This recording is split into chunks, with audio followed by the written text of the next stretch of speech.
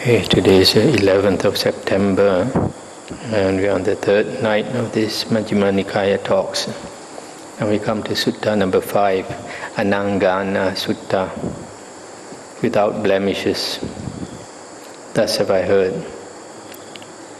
On one occasion, the Blessed One was living at Savatthi in Jeta's Grove, Anathapindika's park. There the Venerable Sariputta addressed the monks thus, "Friends, monks." "Friend," they replied. The Venerable Sariputta said, "Friends, there are these 4 kinds of persons found existing in the world. What for? Here some person with a blemish does not understand it as it really is thus. I have a blemish in myself." A blemish is a fault, no? No. Here some person with a blemish understands it as it actually is thus. I have a blemish in myself. Here some person with no blemish does not understand it as it actually is thus. I have no blemish in myself. Here some person with no blemish understands as it actually is thus. I have no blemish in myself. Herein the person with a blemish who does not understand it as it actually is thus. I have a blemish in myself is called the inferior of these 2 persons with a blemish. Herein the person with a blemish who understands it as it actually is thus, I have a blemish in myself, is called the superior of these 2 persons with a blemish. Herein the person with no blemish who does not understand it as it actually is thus, I have no blemish, is called the inferior of these 2 persons with no blemish. Herein the person with no blemish who understands it as it actually is thus, I have no blemish, is called the superior of these 2 persons with no blemish. When this was said, the Venerable Mahamoggallana asked the Venerable Sariputta, "Friend Sariputta, what is the cause and reason why of these 2 persons with a blemish, one is called the inferior man and one is called the superior man? What is the cause and reason why of these 2 persons with no blemish, one is called the inferior person and one is called the superior person?" Venerable Sariputta said, "Herein, friend, when a person with a blemish does not understand it as it actually is thus, I have a blemish in myself, it can be expected that he will not arouse zeal, make effort, or instigate energy to abandon that blemish, and that he will die with lust, hatred, and delusion, with a blemish, with mind defiled. Suppose a bronze dish were brought from a shop or a smithy covered with dirt and stains, and the owners neither used it nor had it cleaned, but put it away in a dusty corner. Would the bronze dish thus get more defiled and stained later on? Yes, friend. So too, friend, when a person with a blemish does not understand it as it actually is thus, I have a blemish in myself, it can be expected that he will die with mind defiled. Herein, when a person with a blemish understands it as it actually is thus, I have a blemish in myself, it can be expected that he will arouse zeal, make effort, and instigate energy to abandon that blemish, and that he will die without lust, hatred, and delusion, without a blemish, with mind undefiled. Suppose a bronze dish were brought from a shop or a smithy covered with dirt and stains, and the owners had it cleaned and did not put it in a dusty corner. Would the bronze dish thus get cleaner and brighter later on? Yes, friend. So too, friend, when a person with a blemish understands it as it actually is thus, I have a blemish in myself, it can be expected that he will die with mind undefiled.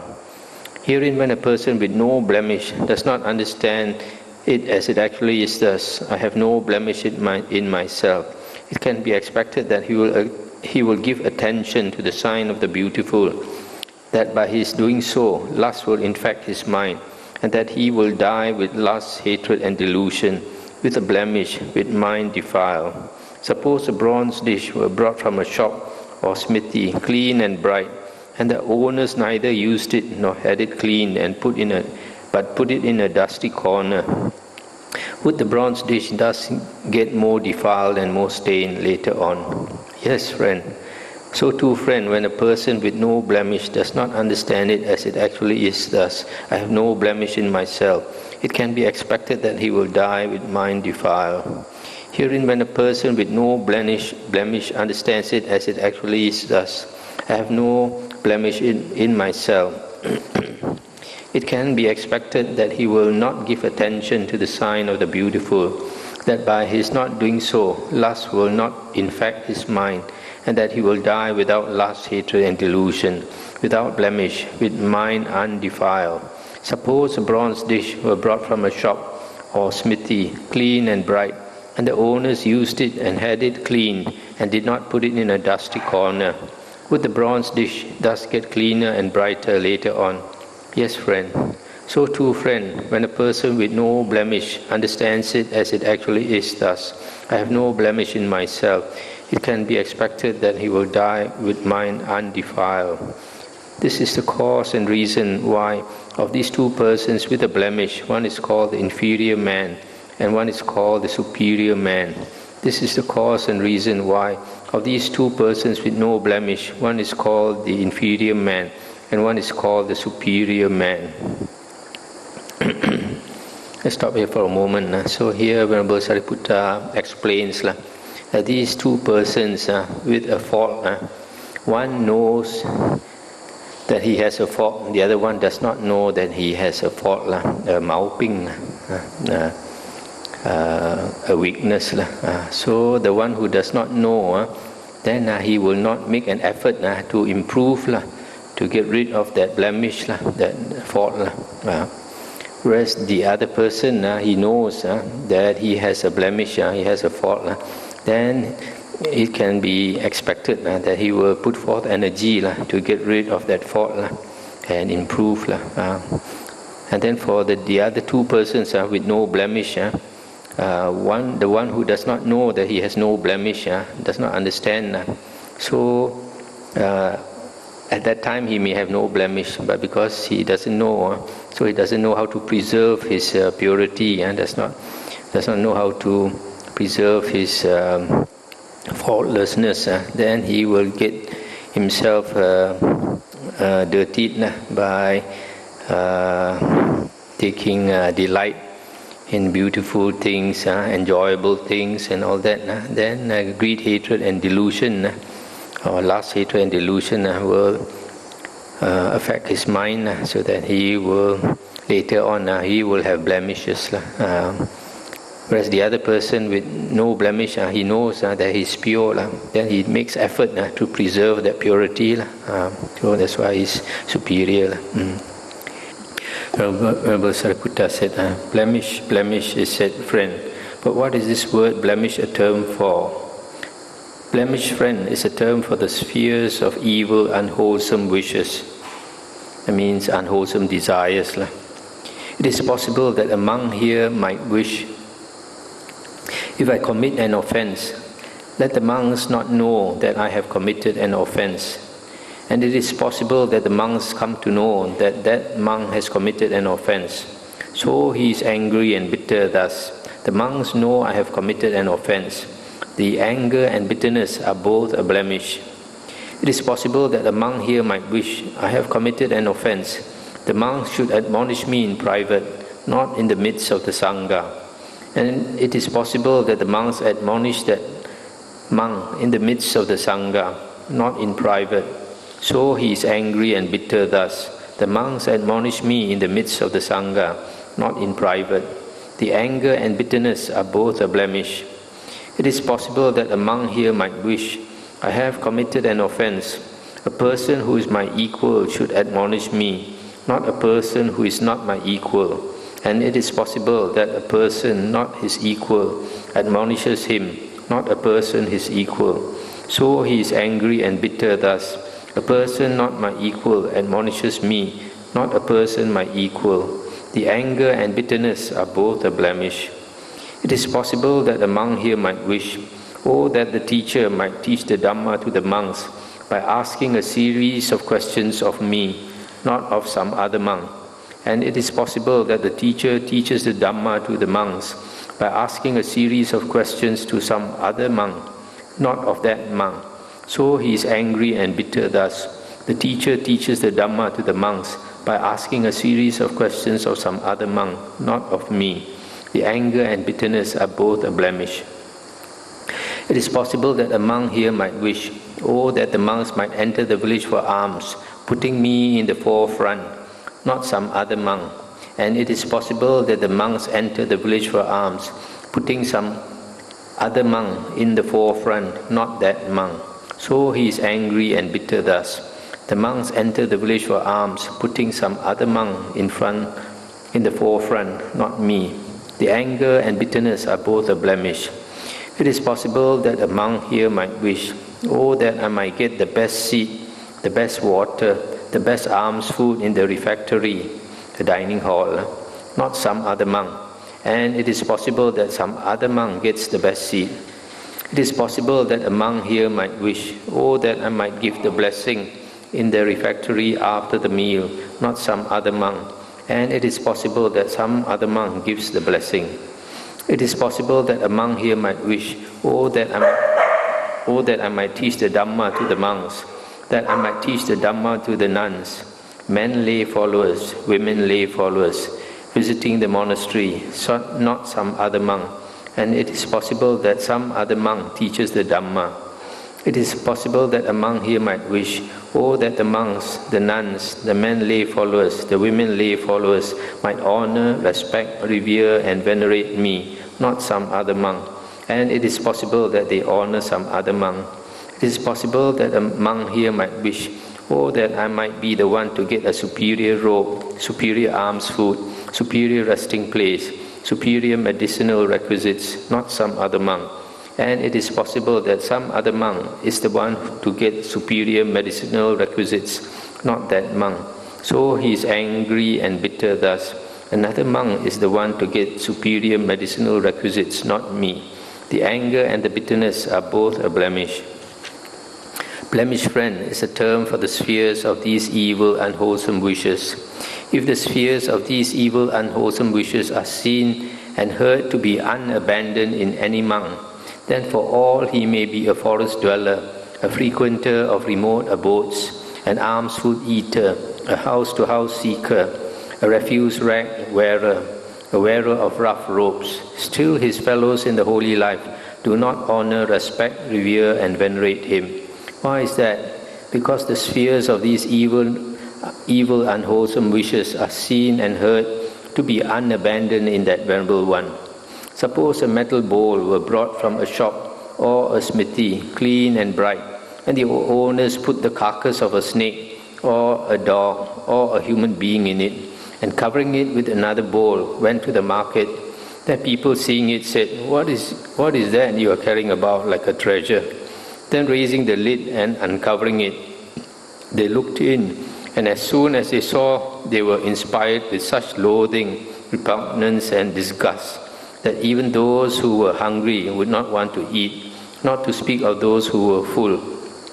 So too, if the spheres of these evil, unwholesome wishes are seen and heard to be unabandoned in any monk, then for all he may be a forest dweller, etc., then these fellows in the holy life do not honor, respect, revere, and venerate him. If the spheres of these evil, unwholesome wishes are seen and heard to be abandoned in any monk, then for all he may be a village dweller, an acceptor of invitations, a wearer of robes given him by householders, yet his fellows in the holy life honor, respect, revere, and venerate him. Why is that? Because the spheres of these evil, unwholesome wishes are seen and heard to be abandoned in that venerable one. Suppose a metal bowl were brought from a shop or a smithy, clean and bright, and the owners put clean boiled rice and various soups and sauces into it, and covering it with another bowl, went back to the marketplace. Then people seeing it said, What is that you are carrying about like a treasure? Then raising the lid and uncovering it, they looked in, and as soon as they saw, they were inspired with such liking, appetite, and relish, that even those who were full would want to eat, not to speak of those who were hungry. So too, friend, if the spheres of these evil, unwholesome wishes are seen and heard to be abandoned in any monk, then for all he may be a village dweller, etc., his fellows in the holy life would still honor, respect, revere, and venerate him. When this was said, the Venerable Mahamoggallana said to the Venerable Sariputta, A simile occurs to me, friend Sariputta. Stated friend Moggallana. On one occasion, friend, I was living at the hill fort at Rajagaha. Then when it was morning, I dressed, and taking my bowl and outer robe, I went into Rajagaha for alms. Now on that occasion, Samiti, the cartwright's son, was planing a fellow, and the Ajivaka Pandu Putta, son of a former cartwright, was standing by. Then this thought arose in the Ajivaka Pandu Putta's mind. Oh, that this Samiti, the cartwright's son, might plane this bend, this twist, this fault out of the fellow, so that it would be without bends, twists, or faults, and come to consist purely of hardwood. And just as this thought came to pass in his mind, so did Samiti, the cartwright's son, plane that bend, that twist, that fault out of the fellow. Then the Ajivaka Panduputta, son of a former cartwright, was glad, and he voiced his gladness thus. He planes just as if he knew my heart with his heart. So too, friend, there are persons who are faithless and have gone forth from the home life into homelessness, now not out of faith, but seeking a livelihood, who are fraudulent, deceitful, treacherous, haughty, hollow, personally vain, rough-tongued, loose-spoken, unguarded in their sense faculties, immoderate in eating, undevoted to wakefulness, unconcerned with recluseship, not greatly respectful of training, luxurious, careless, leaders in backsliding, neglectful of seclusion, lazy, wanting in energy, unmindful, not fully aware, unconcentrated, with straying minds, devoid of wisdom, drivelers. The Venerable Sariputta, with his discourse on the Dhamma, planes out their faults, just as if he knew my heart with his heart. But there are clansmen who have gone forth out of faith from the home life into homelessness, who are not fraudulent, deceitful, treacherous, haughty, hollow, personally vain, rough-tongued or loose-spoken, who are guarded in their sense faculties, moderate in eating, devoted to wakefulness, concerned with recluseship, greatly respectful of training, not luxurious or careless, who are keen to avoid backsliding, leaders in seclusion, energetic, resolute, established in mindfulness, fully aware, concentrated, with unified minds, possessing wisdom, not drivelers. These, on hearing the Venerable Sariputta's discourse on the Dhamma, drink it in and eat it, as it were, by word and thought. Good indeed it is that he makes his fellows in the holy life emerge from the unwholesome and establish themselves in the wholesome, just as a woman or a man, young, youthful, fond of adornments, with head bathed, having received a garland of lotuses, jasmine of roses, would take it with both hands and place it on the head. So too, there are clansmen who have gone forth out of faith, not drivelers. These, on hearing the Venerable Sariputta's discourse on the Dhamma, drink it in and eat it, as it were, by word and thought. Good indeed it is that he makes his fellows in the holy life emerge from the unwholesome and establish themselves in the wholesome. Thus it was that these two great beings rejoiced in each other's good words. It's the end of the sutta. So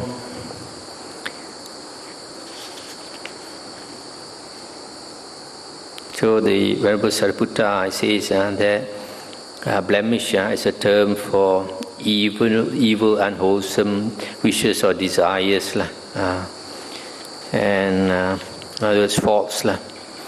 And then if these faults or blemishes are not abandoned in a monk, he still has a lot of faults, then he may be a very ascetic monk, monk who stays in the deep forest and all that, but still the other monks would not respect him because they can see all his faults. On the other hand, if you have a monk who has abandoned these blemishes, these faults in him, then even if he doesn't stay in the forest and doesn't practice ascetic practices, yet the other monks respect him. Why? Because they see that he has got rid of a lot of faults. Then there's a description here on paragraph 32, page 113. There's the paragraph 32, the first part is about fraud monks, and at the bottom is the true monks. In some other suttas, the Buddha mentions these are the fraud monks. The characteristics of a fraud monk is one who does not have faith in the Buddha, Dhamma, and Sangha.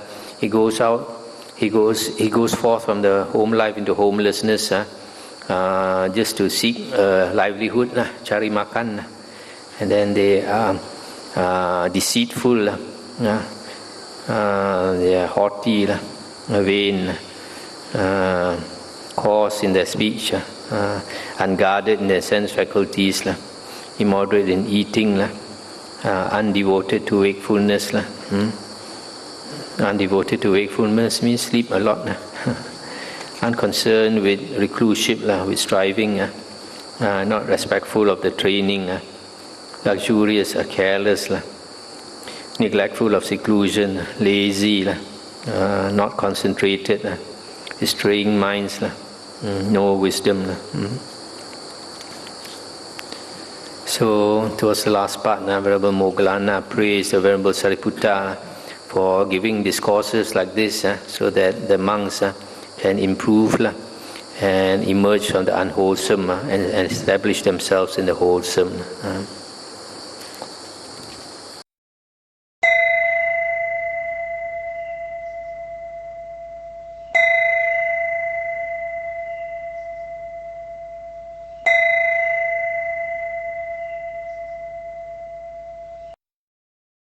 Now we come to the next sutta, number 6, Akankheya Sutta. If a monk should wish. Thus have I heard. On one occasion, the Blessed One was living at Savatthi in Jeta's Grove, Anathapindika's park. There he addressed the monks thus, "Monks, Prabhu Sir," they replied. The Blessed One said, "Monks, dwell possessed of virtue," and his moral conduct, possessed of the Patimokkha, restrained with the restraint of the Patimokkha, perfect in conduct and resort, and seeing fear in the slightest fault, trained by undertaking the training precepts. Stop here for a moment. This Patimokkha, I think in Mandarin is Poloti Mucha, and is a set of precepts for the monks. In our Theravada tradition, we have 227 precepts.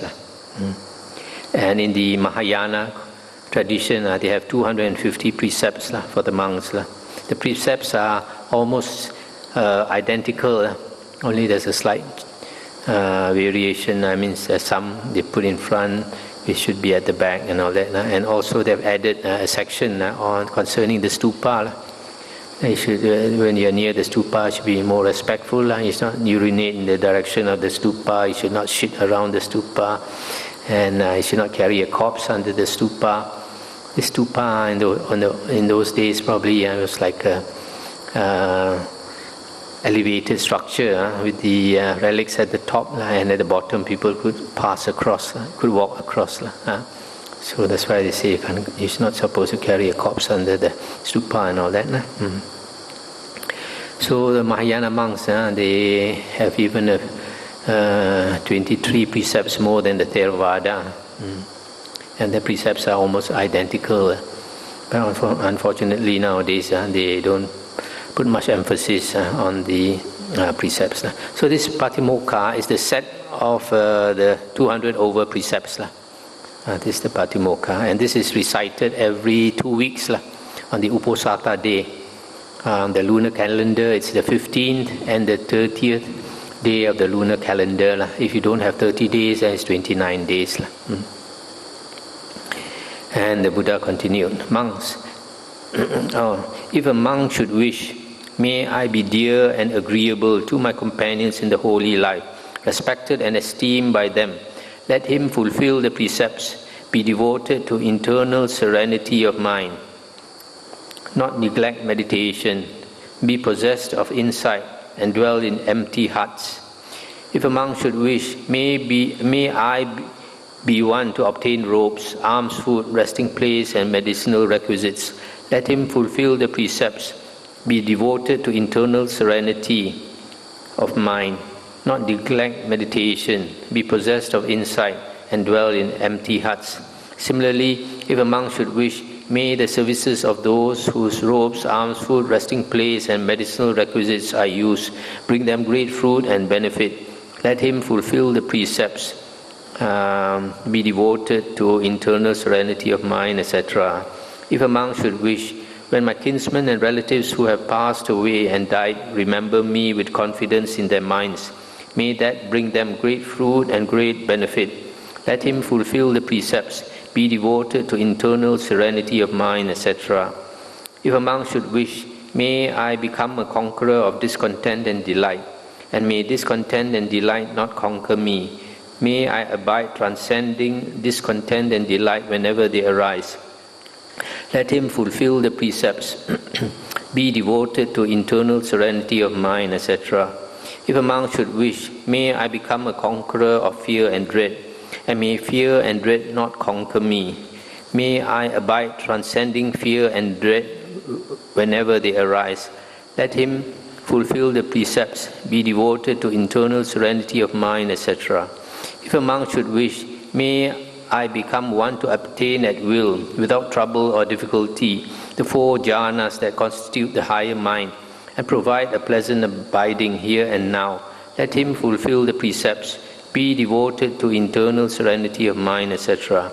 If a monk should wish, may I contact with the body and abide in those liberations that are peaceful and immaterial, transcending forms. Let him fulfill the precepts, be devoted to internal serenity of mind, etc. If a monk should wish, may I, with the destruction of 3 fetters, become a stream enterer, no longer subject to perdition, bound for deliverance, headed for enlightenment. Let him fulfill the precepts, be devoted to internal serenity of mind, etc. If a monk should wish, may I, with the destruction of 3 fetters and with the attenuation of lust, hatred, and delusion, become a once returner, Sakadagamin, returning once to this world to make an end of suffering. Let him fulfill the precepts, be devoted to internal serenity of mind, etc. If a monk should wish, may I, with the destruction of the 5 lower fetters, become due to reappear spontaneously in the pure abodes, and there attain final nibbana, without ever returning from that world. Let him fulfill the precepts, be devoted to internal serenity of mind, etc. If a monk should wish, may I wield the various kinds of supernormal power. Having been one, may I become many. Having been many, may I become one. May I appear and vanish. May I go unhindered through a wall, through an enclosure, through a mountain as though through space. May I dive in and out of the earth as though it were water. May I walk on water without sinking as though it were earth. Seated cross-legged, may I travel in space like a bird. With my hand, may I touch and stroke the moon and sun, so powerful and mighty. May I wield bodily mastery, even as far as the Brahma world. Let him fulfill the precepts, be devoted to internal serenity of mind, etc. If a monk should wish, may I, with the divine ear element, which is purified and surpasses the human, hear both kinds of sounds, the divine and the human, those that are far as well as near. Let him fulfill the precepts, be devoted to internal serenity of mind, etc. If a monk should wish, may I understand the minds of other beings, of other persons, having encompassed them with my own mind. May I understand the mind affected by lust as affected by lust, and the mind unaffected by lust as unaffected by lust. May I understand the mind affected by hatred as affected by hatred, and the mind unaffected by hatred as unaffected by hatred. May I understand the mind affected by delusion as affected by delusion, and the mind unaffected by delusion as unaffected by delusion. May I understand a contracted mind as contracted, and a distracted mind as distracted. May I understand an exalted mind as exalted, and an unexalted mind as unexalted. May I understand a surpassed mind as surpassed, and an unsurpassed mind as unsurpassed. May I understand a concentrated mind as concentrated, and an unconcentrated mind as unconcentrated. May I understand a liberated mind as liberated, and an unliberated mind as unliberated. Let him fulfill the precepts, be devoted to internal serenity of mind, etc. If a monk should wish, may I recollect my manifold past lives, that is 1 birth, 2 births, 3, 100, 1,000, etc. Thus with the aspects and the particulars, may I recollect my manifold past lives. Let him fulfill the precepts, be devoted to internal serenity of mind, etc. If a monk should wish, may I with the divine eye, which is purified and surpasses the human, see beings passing away and reappearing, inferior and superior, fair and ugly, fortunate and unfortunate. May I understand how beings pass on according to their actions. Let him fulfill the precepts, be devoted to internal serenity of mind, etc. If a monk should wish, may I, by realizing for myself with direct knowledge, here and now enter upon and abide in the deliverance by mind and the deliverance by wisdom that are taintless with the destruction of the taints or asavas. Let him fulfill the precepts, be devoted to internal serenity of mind, not neglect meditation, be possessed of insight, and dwell in empty huts. So it was with reference to this that it was said, monks, dwell possessed of virtue, possessed of the patimokkha, restrained with the restraint of the patimokkha, perfect in conduct and resort, seeing fear in the slightest fault, trained by undertaking the training precepts. That is what the Blessed One said. The monks were satisfied and delighted in the Blessed One's words. So here you see the Buddha says, dwell possessed of moral conduct, possessed of the patimokkha, uphold the precepts, restrain with the restraint of the precepts, perfect in conduct and resort. Conduct is our bodily conduct. Resort is where we go to. We're not supposed to go to unsuitable resorts for a monk. Not supposed to go to a place where there are prostitutes, not to go to a place where there's a widow alone, not to go to alone to the nuns' quarters, and etc. Not to go alone to where a single woman is staying by herself and all that. So this resort. So Buddha always says to see fear in the slightest fault. And then the Buddha says, if the monk should wish to attain all these desirable things that are mentioned here, from the simple things like obtaining the requisites up to psychic powers and liberation, then he should fulfill the precepts, be devoted to serenity of mind, tranquility of mind. That means samatha, practice samatha. Here, not neglect meditation. Meditation in the Buddha's teachings always refers to the jhanas. Be possessed of contemplation, vipassana. Vipassana in the Buddha's teachings refers to contemplation of the four objects, body, feelings, mind, and Dhamma, and dwell in secluded places. So that's the way the Buddha expects monks to practice. Keep the precepts, practice samatha meditation, and then practice contemplation. That means study the Dhamma and contemplate, and dwell in secluded places like forest monasteries. Then if whatever a monk wishes to obtain, then he can obtain.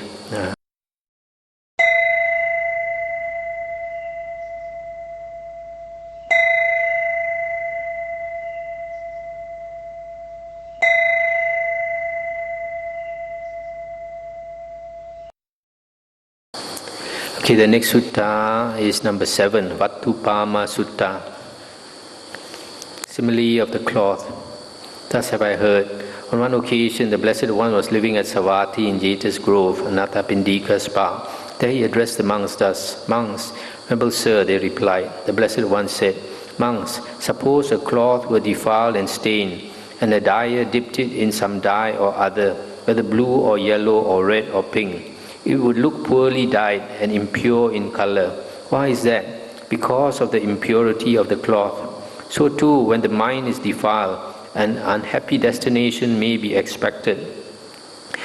Monks, suppose a cloth were pure and bright, and a dyer dipped it in some dye or other, whether blue or yellow or red or pink. It would look well dyed and pure in color. Why is that? Because of the purity of the cloth. So too, when the mind is undefiled, a happy destination may be expected.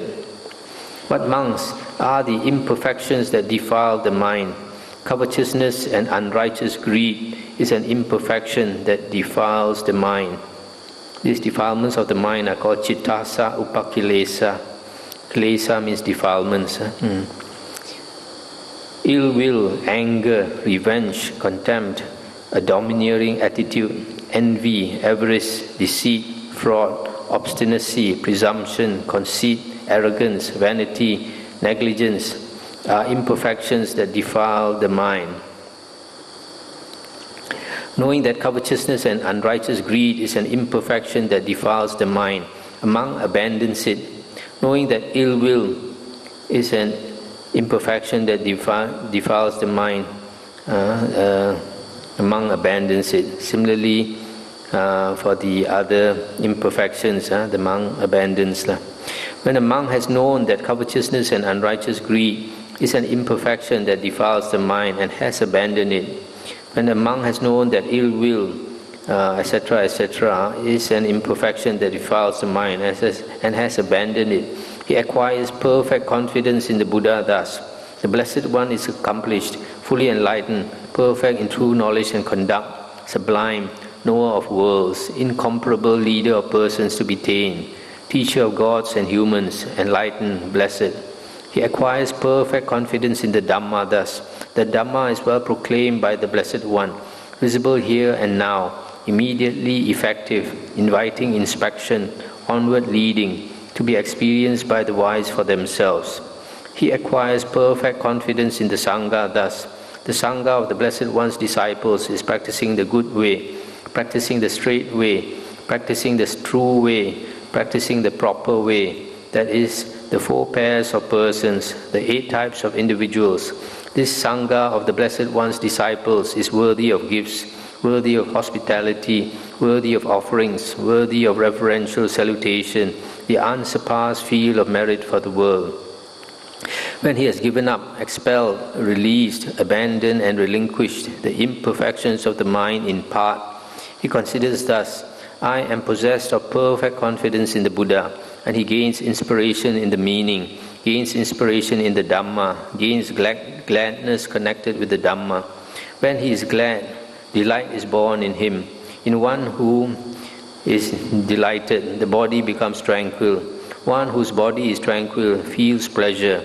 In one who feels pleasure or happiness, the mind becomes concentrated.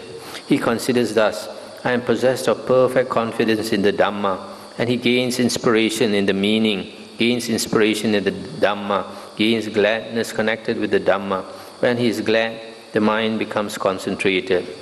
He considers thus, I am possessed of perfect confidence in the Sangha, and he gains inspiration in the meaning, gains inspiration in the Dhamma, gains gladness connected with the Dhamma. When he is glad, the mind becomes concentrated. He considers thus, the imperfections of the mind in part have been given up, expelled, released, abandoned and relinquished by me.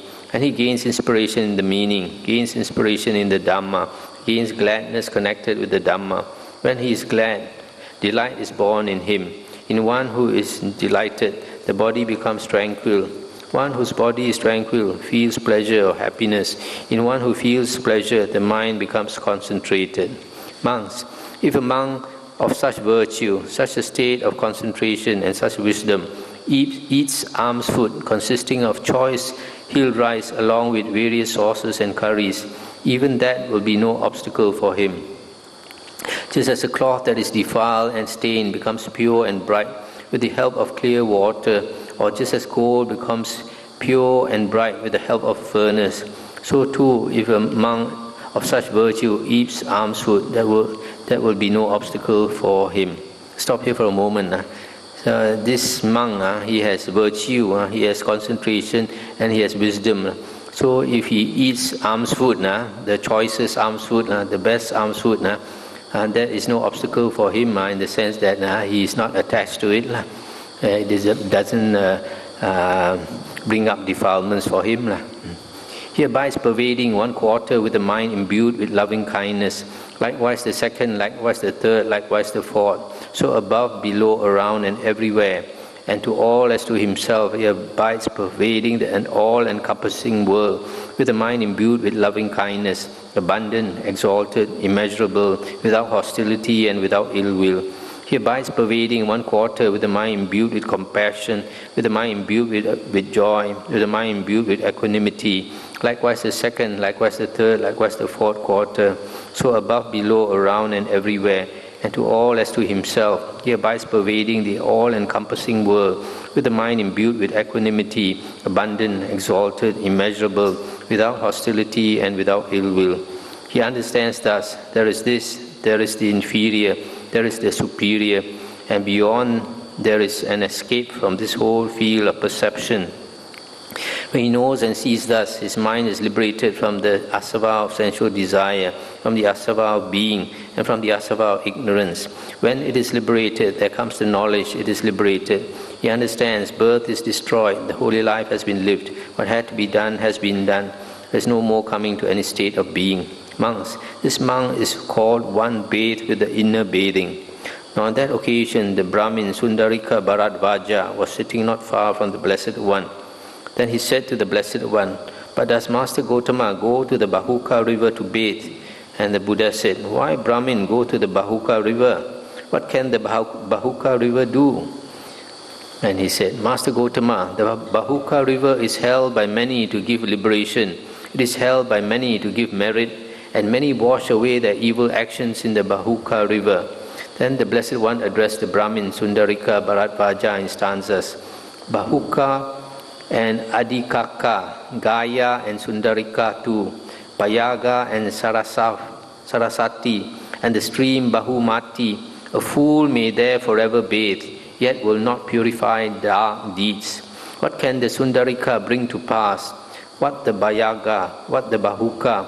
They cannot purify an evil doer, a man who has done cruel and brutal deeds. One pure in heart has evermore the feast of spring, the holy day. One fair in act, one pure in heart, brings his virtue to perfection. It is here, Brahmin, that you should bathe, to make yourself a refuge for all beings. And if you speak no falsehood, nor work harm for living beings, nor take what is offered not, with faith and free from avarice, what need for you to go to Gaya? For any well will be your Gaya. When this was said, the Brahmin Sundarika Bharadvaja said, "Magnificent Master Gotama, magnificent Master Gotama. Master Gotama has made the Dhamma clear in many ways, as though he were turning upright what had been overthrown, revealing what was hidden, showing the way to one who was lost, or holding up a lamp in the dark for those with eyesight to see forms. I go to Master Gotama for refuge, and to the Dhamma, and to the Bhikkhu Sangha. I will receive the going forth under Master Gotama. I will receive the full admission." And the Brahmin Sundarika Bharadvaja received the going forth under the Blessed One, and he received the full admission. And soon, not long after his full admission, dwelling alone, withdrawn, diligent, ardent, and resolute, the Venerable Bharadvaja, by realizing for himself with direct knowledge, here and now entered upon and abided in that supreme goal of the holy life, for the sake of which clansmen rightly go forth from the home life into homelessness. He directly knew birth is destroyed, the holy life has been lived, what had to be done has been done, there is no more coming to any state of being. And the Venerable Bharadvaja became one of the Arhants. So you see here, the Buddha gives this simile about the cloth. This simile of the cloth, if you have a dirty cloth and you want to dye it to change its color, if the cloth already has some color and has oil and has stains and all that, you dip it in that dye, it cannot soak that dye because the cloth is dirty. But if your cloth is pure and white and clean, and when you soak it in the dye, it absorbs all that color you want it to. So that is a simile for our mind. When our mind has a lot of defilements, especially what is called the 5 hindrances. The Buddha says the 5 hindrances are the cause for our mind being blur. No wisdom, sensual desire, ill will or anger, sloth and torpor, restlessness and remorse, and doubt. These 5 things. So when we listen to the Dhamma with a lot of these hindrances in us, we cannot absorb, just like the cloth cannot absorb the dye. The Dhamma doesn't go through. But if we meditate and our mind becomes concentrated, we get rid of these kilesas, these hindrances, then when you listen to the Dhamma, we can absorb easily. That's why this simile of the cloth is very appropriate. Then the Buddha says that a monk has a lot of imperfections, like just now we heard about blemish. And then after hearing the Dhamma, he abandons what the Buddha asks us to abandon. Buddha always asks us to abandon unwholesome states of mind. So when he abandons it, and then he realizes that he has improved, then he has faith in the Buddha, Dhamma and Sangha. Then when he has faith, then he is glad. And then when he is glad, then slowly delight arises. And then delight is followed by tranquility. And then a tranquil mind is a happy mind. And a happy mind easily becomes concentrated.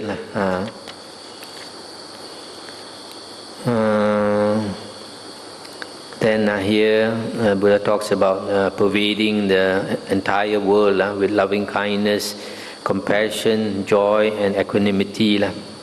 These are the 4 Brahma Viharas that the Brahmins like to abide in. That's why the Buddha often talks about this.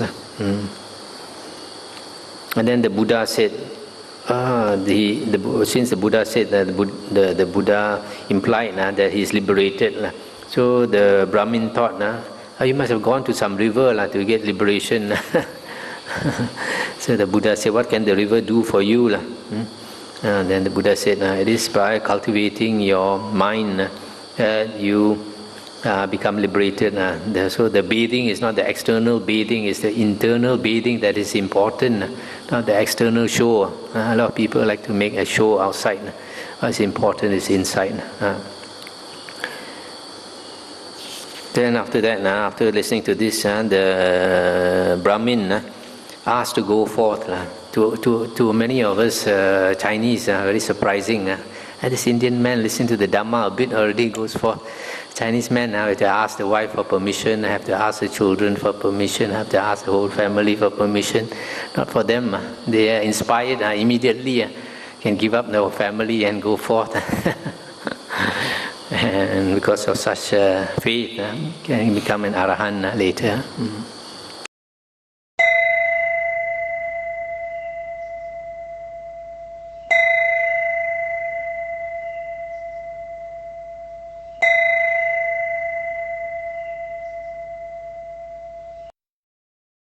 Okay, going to the next sutta, number 8 now, hopefully you can finish. Saleka Sutta, Effacement. Thus have I heard. On one occasion, the Blessed One was living at Savatthi in Jeta's Grove, Anathapindika's park. Then when it was evening, the Venerable Mahachunda rose from meditation and went to the Blessed One. After paying homage to the Blessed One, he sat down at one side and said to him, Venerable Sir, various views arise in the world associated either with doctrines of a self or with doctrines about the world. Now does the abandoning and relinquishing of those views come about in a monk who is attending only to the beginning of his meditative training? And the Buddha said, Chunda, as to those various views that arise in the world associated either with doctrines of a self or with doctrines about the world, if the object in relation to which those views arise, which they underlie, and which they are exercised upon, is seen as it actually is with proper wisdom thus, this is not mine, this I am not, this is not myself, then the abandoning and relinquishing of those views comes about. Stop here for a moment. So here the this monk is asking the Buddha that there is various views in the world. Can they be abandoned by a monk at the early stage of his practice, meditation, etc.? Then the Buddha says, those views that arise in the world, if the basis for them, the basis for those views, the object in relation to which those views arise, if you can see that this is not mine, this I am not, this is not myself, then you can abandon those views. You see, when a person has a lot of views about the world, about himself and all that, it is because he has this, it is based on the view that I am or I exist. Once you have the concept or the notion I am or I exist, that means you have a self. Once you have a self, then you have a lot of views in relation of yourself with the world, views about yourself in relation to others and all that. So you have so many types of views. But if you can see that this self that you assume exists, it's not I, it's not mine, it's not myself, then only you can abandon those views. In other words, you can see no self, you can see the Dhamma. And the Buddha said, it is possible here, Chunda, that quite secluded from sensual pleasures, secluded from unwholesome states, some monk enters upon and abides in the first jhana, which is accompanied by thought directed and sustained, delight and pleasure born of seclusion. He might think, I am abiding in effacement, but it is not these attainments that are called effacement in the Blessed One's discipline. These are called pleasant abidings here and now in the Noble One's discipline. Stop here for a moment. This effacement means to get rid of something, efface, to rub it off, to get rid of it. So when the Buddha says effacement, it means getting rid of unwholesome states. So the Buddha says when a monk attains the first jhana, that is not yet called getting rid of unwholesome states. That is just pleasant abiding, a happy abiding, happy hour. It is possible here that with the stilling of thought directed and sustained, some monk enters upon and abides in the second jhana, which has self-confidence and singleness of mind, without thought directed and sustained, with delight and pleasure born of concentration. He might think, I am abiding in effacement, but these are called pleasant abidings here and now in the Noble One's discipline. Similarly, for the third jhana, the Buddha says that is not abiding in effacement, but abiding in pleasant abidings. And then with the fourth jhana also, the Buddha says that is not effacement. In the Noble One's discipline, they are called pleasant abidings. It is possible here that with the complete surmounting of perceptions of form, with the disappearance of perceptions of sensory impact, with non-attention to perceptions of diversity, aware that space is infinite, some monk enters upon and abides in the space of infinite space. He might think, thus, I am abiding in effacement, but it is not these attainments that are called effacement in the Noble One's discipline. These are called peaceful abidings in the Noble One's discipline. So here you see even the Arupa Jhana, the first Arupa Jhana, it is such a peaceful state. The Buddha says that is still not abiding in effacement. That is only peaceful abiding. And then similarly for the second Arupa Jhana, base of consciousness, base of infinite space, the Buddha also says that is not abiding in effacement. And then the third one, the base of infinite consciousness, that also is not abiding in effacement, but only peaceful abiding. And then even the highest Arupa Jhana, the base of the base of nothingness also is not base of nothingness. Then base of neither perception nor non-perception. All the arupa jhanas, the Buddha says, are not called effacement. They are only peaceful abidings. Now, Chunda, here effacement should be practiced by you. Others will be cruel. We shall not be cruel here. Effacement should be practiced here. Others will kill living beings. We shall abstain from killing living beings. Effacement should be practiced here. Others will take what is not given. We shall abstain from taking what is not given. Others will be uncelibate. We will be celibate here. Others will speak falsehood. We will abstain from false speech. Others will speak maliciously. We shall abstain from malicious speech. Others will speak harshly. We shall abstain from harsh speech. Others will gossip. We shall abstain from gossip. Others will be covetous. We shall be uncovetous. Others will have ill will. We shall be without ill will. Others will be of wrong view. We shall be of right view. Others will be of wrong intention or wrong thoughts. We shall be of right intention. Others will be of wrong speech. We shall be of right speech. Others will be of wrong actions. We will be of right actions. Others will be of wrong livelihood. We shall be of right livelihood. Others will be of wrong effort. We shall be of right effort. Others will be of wrong recollection. We shall be of right recollection. Others will be of wrong concentration. We shall be of right concentration.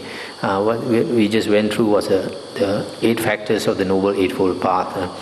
Others will be of wrong knowledge. We shall be of right knowledge. Others will be of wrong deliverance. We shall be of right deliverance or liberation. Others will be overcome by sloth and torpor. We shall be free from sloth and torpor. Others will be restless. We shall not be restless. Others will be doubters. We shall go beyond doubt. Others will be angry. We shall not be angry. Others will be revengeful. We shall not be revengeful. Others will be contemptuous. We shall not be contemptuous. Others will be domineering. We shall not be domineering. Others will be envious. We shall not be envious. Others will be avaricious. We shall not be avaricious. Others will be fraudulent. We shall not be fraudulent. Others will be deceitful. We shall not be deceitful. Others will be obstinate. We shall not be obstinate. Others will be arrogant. We shall not be arrogant. Others will be difficult to admonish, to advise, to teach. We shall be easy to admonish. Others will have bad friends. We shall have good friends. Others will be negligent. We shall be diligent. Others will be faithless. We shall have faith. Others will be shameless. We shall be shameful. Others will have no fear of wrongdoing. We shall be afraid of wrongdoing. Others will be of little learning. We shall be of great learning. Great learning means knows the Buddha's Dhamma, knows the Buddha's Suttas. Others will be lazy. We shall be energetic. Others will be unmindful. We shall be established in mindfulness. Here mindfulness probably refers to recollection, sati. Others will lack wisdom. We shall possess wisdom. Others will adhere to their own views and hold on to them tenaciously. We shall not adhere to our own views. So here the Buddha says effacement means getting rid of unwholesome states. It is not some meditative attainment. But meditative attainment helps very much. If you have meditative attainments, your mind is clear and strong, then you can see where are your faults, and you can have the strength of mind to do what should be done or not to do what should not be done. If you don't have a good meditation, it's harder. But anyway, you look from here, that effacement in the Buddha's teachings refers to getting rid of all unwholesome states of mind and practicing wholesome states of mind. The Buddha continues, Chunda, I say that even the inclination of mind towards wholesome states is of great benefit. So what should be said of bodily and verbal acts conforming to such a state of mind? So here the Buddha says, even thinking that you want to have wholesome states is beneficial already. And if you can act through your body and speech in a wholesome way, that is even more beneficial. Therefore, Chunda, mind should be inclined thus. Others will be cruel. We shall not be cruel. Mind should be inclined thus. Others will kill. We shall abstain from killing, etc., etc. Or the whole list like before. Chunda, suppose there were an uneven path and another even path by which to avoid, and suppose there were an uneven fault, and another even fault by which to avoid. So too, a person given to cruelty has non-cruelty by which to avoid it. One given to killing living beings has abstention from killing living beings by which to avoid it. Stop here for a moment. So here the Buddha says, if a person has been practicing cruelty, he can change and practice non-cruelty to avoid cruelty. If he has been used to killing living beings, then he can practice non-killing as an alternative, and that will avoid the killing. One given to taking what is not given has abstention from taking what is not given by which to avoid it. One given to uncelibacy has celibacy by which to avoid it. One given to false speech has abstention from false speech by which to avoid it. One given to malicious speech has abstention from malicious speech from which to avoid it. Malicious speech is speech motivated by anger. One given to harsh speech has abstention from harsh speech by which to avoid it. One given to gossip has abstention from gossip by which to avoid it. Similarly, for covetousness, ill will, wrong view, wrong thoughts, wrong speech, wrong action, wrong livelihood, wrong effort, wrong recollection, wrong concentration, all this, you have to practice the opposite to avoid all this. And similarly for all the others.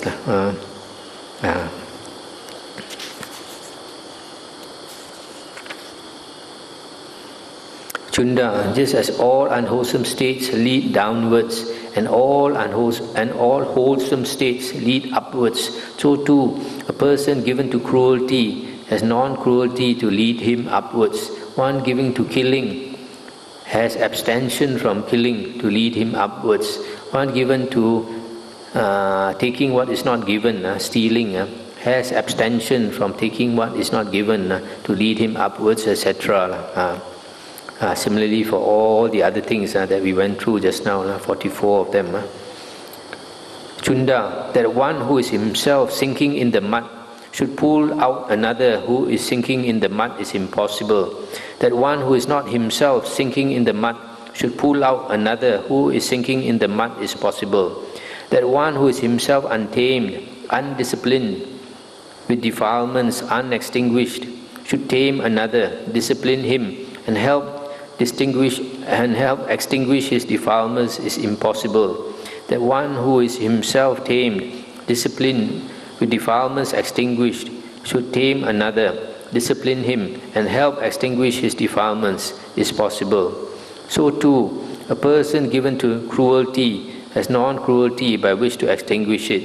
One given to killing living beings has abstention from killing living beings by which to extinguish it.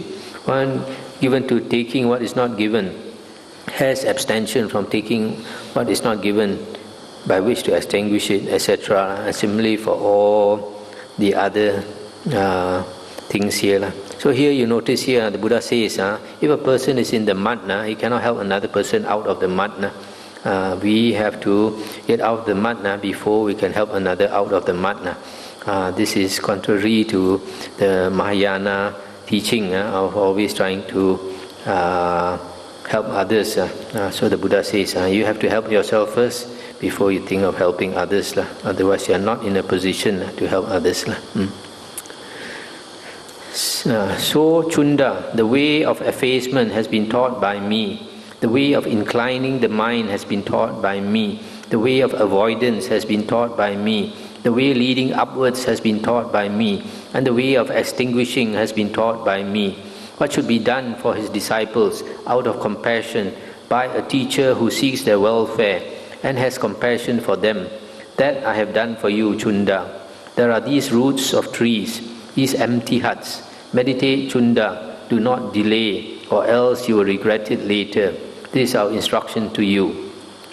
That is what the Blessed One said. The Venerable Mahachunda was satisfied and delighted in the Blessed One's words. I look at these words of the Buddha very carefully. Buddha says, there are these roots of trees, these empty huts. Meditate, do not delay, or you will regret it later. A lot of people, we always think we have time. You always think you have time. Then when your time is used up, then only you regret, I didn't have time. I've seen a few people come to the monastery, they also like that. They thought they had time. A few years ago, about 4 years ago, there was one, I think about 4 or 5 years ago. He came here one and only once to keep the 8 precepts. He stayed, I think, 2 weeks. And at that time, there were quite a number of people here. So he enjoyed staying here because there was a good company to joke with and all that. And he was a good cook. So everybody enjoyed his company because he was a good cook. But he didn't take this retreat here seriously. And so after 2 weeks, he left and he didn't come back. He didn't come back for, I think, 4 years. And I heard during these 4 years that he used to go mountain climbing with his friends. Go to Gunung Asahan, Gunung this and Gunung that. Is to keep fit. And after 4 years, he came back to the monastery. When I saw him, I asked him, "What's wrong with you?" Because his face was dark. So I asked him, "What's wrong with you?" Definitely something was wrong with him. His face was so dark. He said, "I have cancer. I have terminal cancer." And then he came all the way back to tell me that his greatest regret is never came back to the monastery. He said, "I didn't come back." He regretted very much. So after that he went back, and I think about 2 weeks later he passed away. So you see, when you have time, you think. When you don't have time, you think you have time. Nobody has extra time. Even if you make use of all the time that you have left now, it's still not enough. By the time you pass away, you would regret, I didn't start earlier. It's always like that. Another man, I give you an example, another man, I think about 2 years ago, 1 or 2 years ago, his good friend came here and stayed for a few days and went back. I was quite happy. And then this man, his wife also came here because the wife the hometown happened to be nearby. So the wife came here and stayed for 3 days. Then went back also very inspired and told him very nice and all that. So he decided he wants to come. So he came, supposed to stay 3 days, After 1 day, he ran away. Found it a bit tough. 2 months later, I was surprised to hear he suddenly died. 2 months later. That man was only about 50 years old, where he expected that he would die. So, you see? Is it? I forgot. So you see, a lot of people like that never expect that death will come so suddenly.